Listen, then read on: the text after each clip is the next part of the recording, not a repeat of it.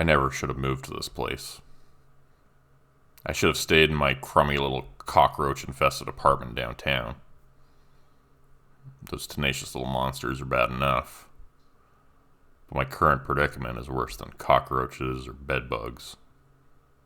A lot worse. Let me explain. For years, I was looking for a house I could afford. It was a dream of mine to own a place that I could call my own. Just like my parents had, where I'd grown up and had so many memories. I was sick of paying rent. I wanted to plan for my retirement, build a nest egg for the future. I socked away cash for a down payment, practically starving myself, working overtime, weekends for years. But the price of homes in my city kept skyrocketing, outpacing my savings. Eventually, I figured out the only way I was going to be able to buy a house was if it was in a neighboring town. Somewhere small and out of the way where nobody else really wanted to live. Finally, I managed to find a place, though it meant lowering my standards substantially. I settled down in the tiny bungalow on a quiet street in a lonesome little town named Hollow's End. The house was modest, but I got it for a bargain. It's the old groundskeeper's place, the realtor told me. He's got no use for it anymore. Not where he is. The man looked down at the ground with a sad look on his face and shook his head. I nodded sympathetically and closed the deal with a handshake. The one-story home is old, square, dingy white, squat like a mushroom. Its roof is a bit off the level and dips down at one end, a characteristic I naively thought to be charming at first. But because of the structural issues, everything in the attic is a little bit mushy, and on rainy days I have to set out buckets in strategic places to catch the steady drip, drip, drip of water which finally, inevitably, finds its way through the ceiling. Yellow spots can be seen here and there when you look up in pretty much any room in the house.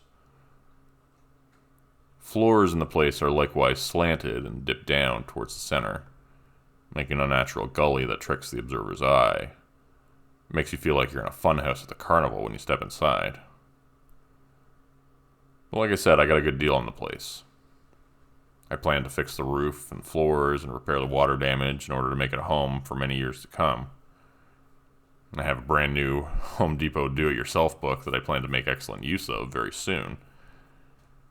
But things have changed after what happened last night.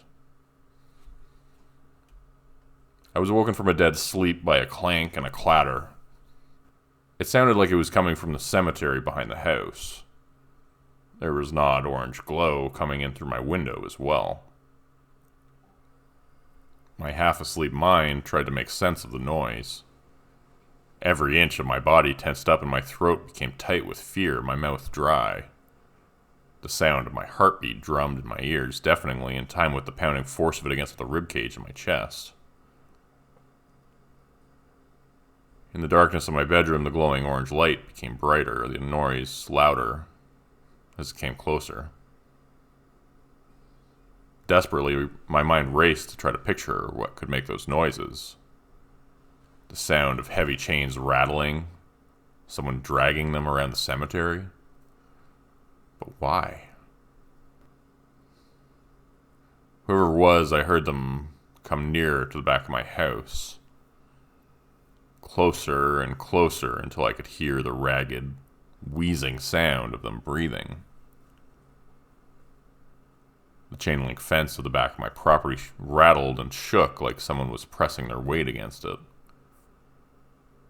The orange glow of the light it carried flickered and shone intermittently brighter and darker, like whoever it was carried a torch or a lantern.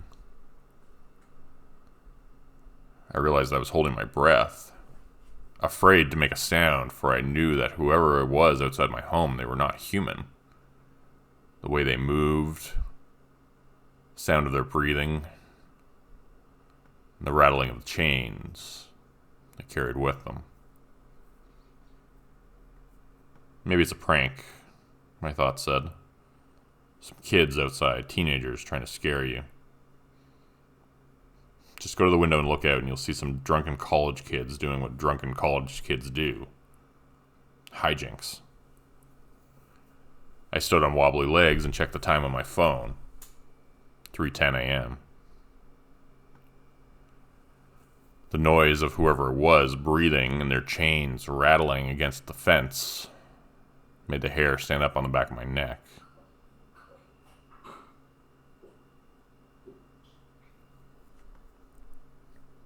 It's not kids, it's something else. Something you were not meant to see. Something no one should ever see. Don't look at it, my mind said.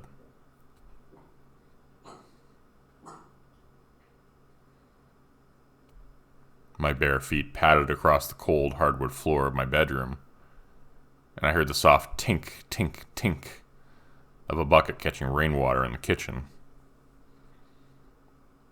As I got closer to the window, I heard it pouring outside as well, and the loud crash of thunder made me jump, my heartbeat spiking disturbingly faster and harder for a few moments until my mind realized what had happened. It's just thunder and lightning, nothing to be scared of. You're not a little kid anymore. The curtains were pulled across, letting in just a little bit of light that peeked through the center. I pulled the gap open wider with a trembling hand and looked out. In the rain, standing with a hand against my fence, was a black, hooded creature. It looked like the Grim Reaper crossed with a millipede. Far too many legs and a long body that extended long and lumpy out behind it. Carried a lantern and a pale, crooked claw, talon-like fingernails wrapped around it. It was difficult to discern many details in the dark and with that billowing cloak wrapped around it, but I thought I saw talismans and medallions made of gold around his neck, one of them like an hourglass. The creature held a long, thin chain, and swinging suspended from it was a lantern, a flickering flame held inside a glass box. It watched me closely for a few seconds, its features indiscernible inside the hood it wore, which cast its face in shadows.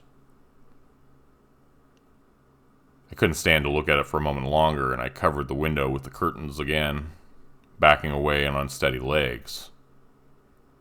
I heard a sound escape my lips that I did not recognize as my own. There was a part of me that wanted to just curl up in the fetal position and hide in bed under the covers, whimpering until morning. And that part of me won handily. Bravery is not exactly one of my strong suits. I didn't sleep, though. The sound kept me awake all night. The sound of digging. The next morning I looked outside again, not quite as afraid in the light of day, and saw the creature was gone. Green rolling hills and plain, ordinary tombstones stared back at me from behind the house once again. I almost managed to convince myself it had all been a dream. But there was something else back there, too. Just behind my fence, where the thing had been standing, was a very large hole. This hole was different from the typical rectangular ones you'd see in a cemetery. It was large and round, and when I went out to look at it more closely, I observed with some concern that it was leading towards my house. The sound of steady digging could still be heard from deep inside. The floor seemed to tremble and sink a little beneath my feet as I went back inside my home.